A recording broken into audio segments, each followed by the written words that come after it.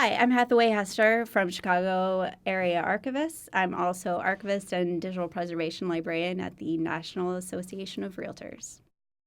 2018 marks the fourth annual Chicago Open Archives event, an annual event that is focused on opening the doors of archives across Chicago to the public.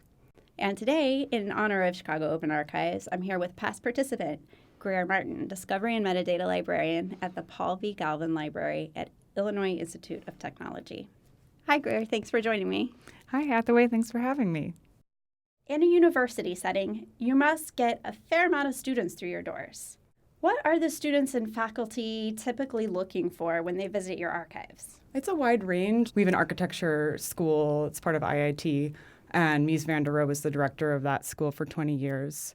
So we do have a fair bit of kind of like foot traffic coming in among people who are curious to see what kind of blueprints we might have, what sort of materials related to the planning and building of his buildings on campus that the archives might hold. And we have actually not a huge collection of that. His papers are at MoMA in New York City. But yeah, it kind of runs the gamut. It's IIT is a STEM school primarily, so I think there's maybe a less like direct route from, let's say, humanities programs, because we have a lot of engineering students, a lot of computer science students. So it's really a wide range of interest. I see. Do you get faculty who work with you guys to develop lesson plans? Yeah, we do. From the Institute of Design, we have faculty who come in and bring their class, and they will kind of do a day or an afternoon in the archives going through our collections that relate to the history of the Institute of Design, which includes like the Bauhaus and the new Bauhaus.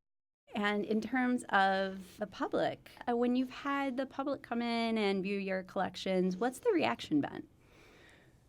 People are, I think the first reaction is that people are really interested in being there. Our archive was closed to the public. It was more kind of a campus unit, appointment-only hours for researchers. And so I think a lot of people, including people on campus, just hadn't really seen the archives before. So COA was a great opportunity for us to kind of show off what we have, even just show off our space. So many people come through the library. We are located in the library.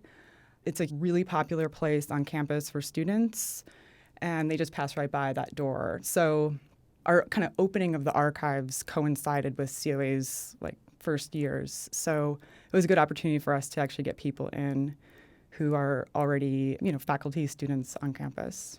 And what was the impetus for opening the archives? We had kind of a change in direction for that unit. It was sort of more formally brought in as part of the library. And there was, just an interest in kind of opening that up.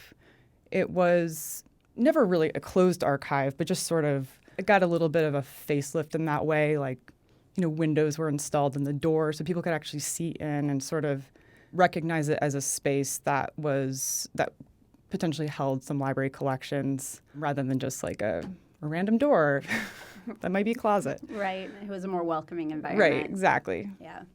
And in previous years with COA, what types of materials did you show off?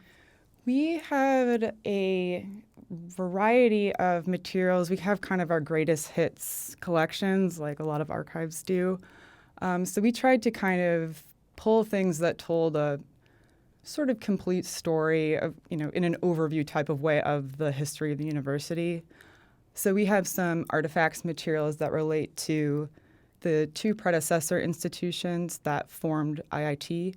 That's the Armour Institute of Technology, which was founded in 1890, and the Lewis Institute, which was 1895. So those two institutes joined to create IIT in 1940. So we have a good bit of material related to those two institutes.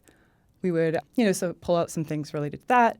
We also had our ID collections, Institute of Design, the materials that researchers come kind of from all over to look at, which includes a lot of great photographs of students in the 1940s and the 1960s in studios, in classrooms, making stuff, building stuff, working with textiles. So a lot of good visual materials in those collections.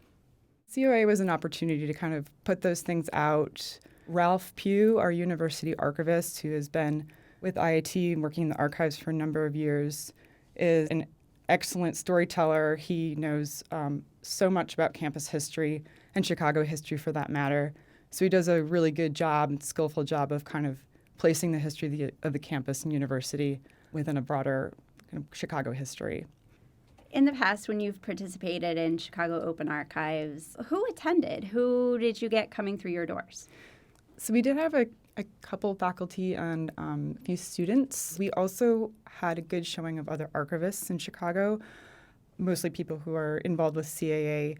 And that was actually really great because since we were sort of newly open door, I guess, it was an opportunity for other archivists in the region to learn about what we have. And they, for the most part, kind of hadn't previously known. And that was a sort of nice word of mouth, I think, opportunity for other archivists to learn what we have, maybe spread it around and kind of get the word out there about our collections and kind of where we fit in the, I guess, general landscape of archives in Chicago. Great. And now in the future, if an archivist at, let's say, University of Illinois at Chicago gets a researcher in, and that researcher has an area of interest that you might collect, that archivist can refer them out to you. Yeah, exactly. Perfect. Yep. It was a really good event both years, and it also, again, since we were sort of new to doing that type of programming, it kind of encouraged us to create some workflows. I guess that's maybe more of a formal word than for what it actually was, but around promotion and just sort of how we do promote for something like this and what works on our campus and in our library, and just really practical considerations like, is that big bulletin board enough for kind of plastering it with flyers, or do we need to do other things? How does social media come into this? So kind of mobilize that, I think, as well. So it was really a win-win situation. So not only did the public get to see what you collect and become more aware of your collections, but it was a learning experience for the staff as well. Yeah, I think so, yeah. And, like anything, if you have the opportunity to do it year to year, you learn what worked, and you can apply that to all kinds of other events as well as COA and, the subsequent years. And in the past, have you attended other archives open houses as part of COA? Mm-hmm. Yeah, I went to the Ryerson and Burnham archives, I think in the first year. I think I stuck to the weekend events, so maybe that was the second year when it was sort of all over the month of October. But it was a great opportunity for me. I have been in Chicago for 3 years, so year 1 and 2, 2016, 2017, I was definitely still getting to know these spaces and these archives and collections. So it's a great, fun thing for archivists to get to participate in just as a visitor.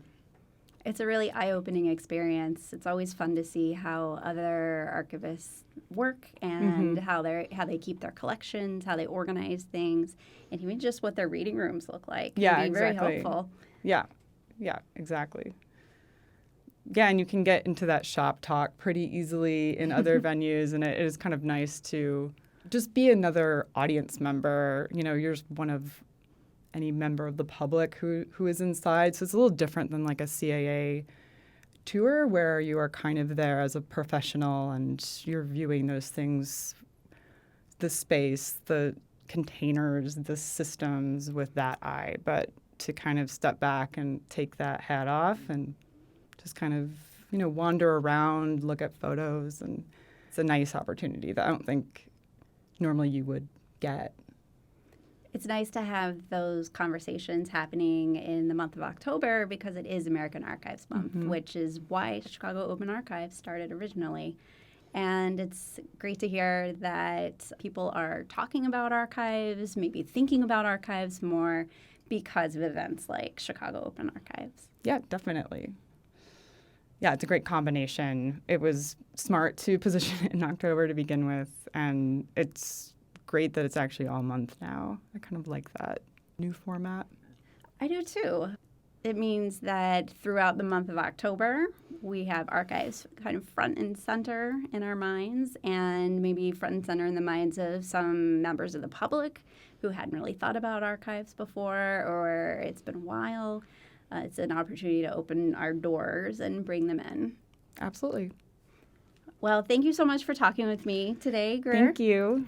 And I hope you have a wonderful American Archives Month and Chicago Open Archives. Thanks, you too.